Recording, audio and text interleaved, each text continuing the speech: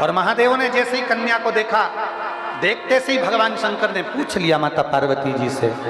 भगवान शंकर ने पूछा, पार्वती ये कौन है? माता पार्वती जी हाथ जोड़कर कहती हैं, मेरे एकांत को दूर करने के लिए मेरे एक बेटी को प्रकट किया है और ये हमारे दुख को, हमारे शोक को समाप्त करने वाली है, इसलिए इसका नाम मैंने अशोक सुंदर। मेरी जीजियों, मेरे बेटियों, मेरे जीजाओं, मेरे भाई माताओं, एक बात बहुत अच्छे से अपनी चित्तवृत्ति में उतारिएगा, बहुत अच्छे से। पहले समझ लो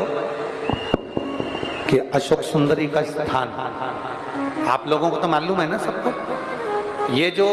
पीठिका होती है, इस पीठिका में एक देखो, इसको इससे समझो, ये जो पीठिका है, ये पीठिका माता पार्वती जी का हस्त कमल, इस पीठिका, ये भगवान शंकर का शिवलिंग हो गया। ऊपर से जो जलाधारी में से एक एक बूंद पानी नीचे टपकता है, वो भगवान शंकर की 5 बेटियां जया, विषहरा, शामली बारी, दौतली और देव। और इस पीठिका के सम्मुख में जहां से पानी नीचे गिरता है, जहां से ये जो भाग आगे जाके होता है, जहां से पानी नीचे गिरता है, इसके राइट में श्री गणेश जी, लेफ्ट में श्री कार्तिकेय जी और मध्य में एक मोटी सी, प्रत्येक शंकर के शिवलिंग की जलाधारी में एक मोटी सी बीच में एक लाइन होती है, मोटी सी। वो स्थान अशोक सुंदरी का होता है। वो स्थान अशोक सुंदरी का होता है, उसको अशोक सुंदरी का स्थान।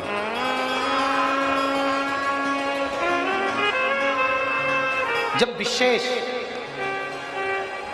बहुत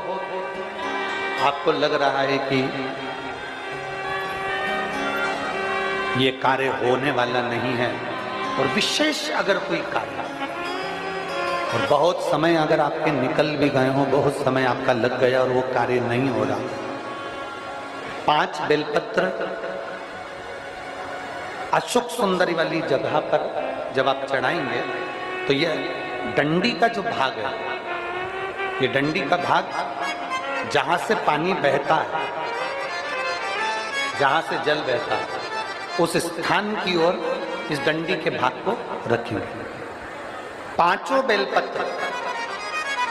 एक बेलपत्र जब डंडी का भाग हमने इधर कर दिया,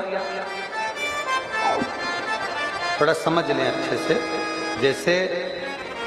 ये जलाधारी समझ लो, एक बेलपत्र अपन ने रखी,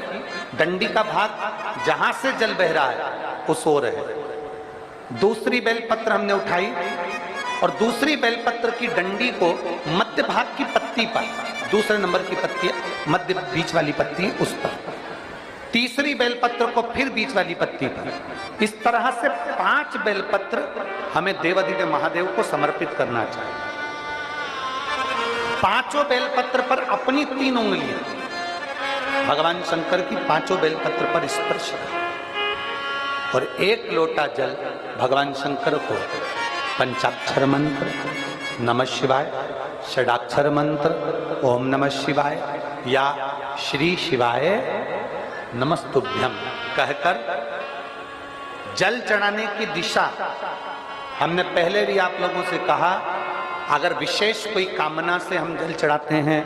विशेष कोई मन की बात है और वो नहीं हो रही, उसके लिए हम जल चढ़ाते हैं, तो ध्यान रखने वाला विषय है, जहां से जल बहता है उसके ठीक विपरीत में आप बैठ जाओ। जल उत्तर की ओर जा रहा है, आप दक्षिण में बैठ लो, दक्षिण में बैठकर उत्तर की ओर मुख कर लो, क्योंकि जल उत्तर की ओर जा रहा है। इधर जल जा रहा है तो आपका बैठना इधर होना चाहिए, इधर जल जा रहा है तो आपका बैठना हम जहां बैठे ऐसा होना चाहिए। इधर जल जा रहा है तो आप जैसे बैठे हो वैसा होना चाहिए। वहां बैठकर 5 बेलपत्र रखकर उंगली का स्पर्श कर कर पंचाक्षर मंत्र या षडाक्षर मंत्र या श्री शिवाय नमस्तुभ्यम बोलकर फिर जल की धार दोनों हाथ से देवादिदेव महादेव को अपने मन की कामना कर कर अशोक सुंदरी से अपने दिल की बात कहते हुए चढ़ाइए। 2 या 2.5 महीना होगा और देवादिदेव महादेव आपका वो कार्य सफल करेगा। अशोक सुंदरी हमारे दिल की, हमारे हृदय की बात को स्वीकार करना। अशोक सुंदरी कितनी बेलपत्र? जम के बोलो जरा। 5 क्रम से 3 उंगली का स्पर्श, पंचाक्षर मंत्र का जाप या षडाक्षर मंत्र का जाप या श्री शिवाय कहते हुए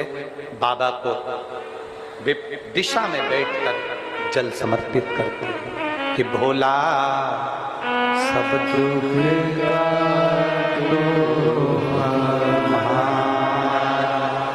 ओ भोला सब दुख हृदय से बाबा से कहकर दिल से निवेदन जब हम करेंगे, सुनती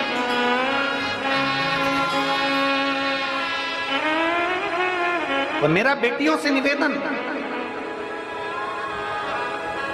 कोई कह दे कि हमारी शादी 30 साल तक नहीं हुई, 35 साल तक नहीं हुई, 40 साल तक शादी नहीं हो रही, बेटा बेटी कुंवारे, मैं उनसे निवेदन करूंगा सोमवार की अष्टमी, जिस दिन सोमवार हो, अष्टमी तिथि हो, उस दिन अशोक सुंदरी वाली जगह पर अगर आप केवल हाथ का स्पर्श मात्र कर लो अशोक सुंदरी वाली जगह पर और श्री शिवाय नमस्तुभ्यम का स्मरण कर लो,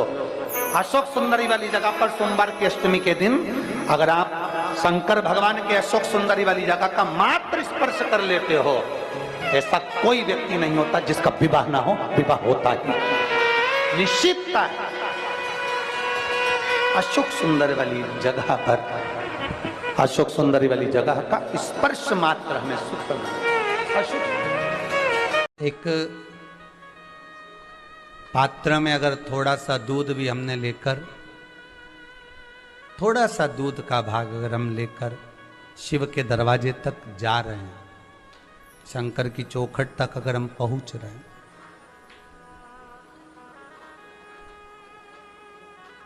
थोड़ा सा दूध का भाग,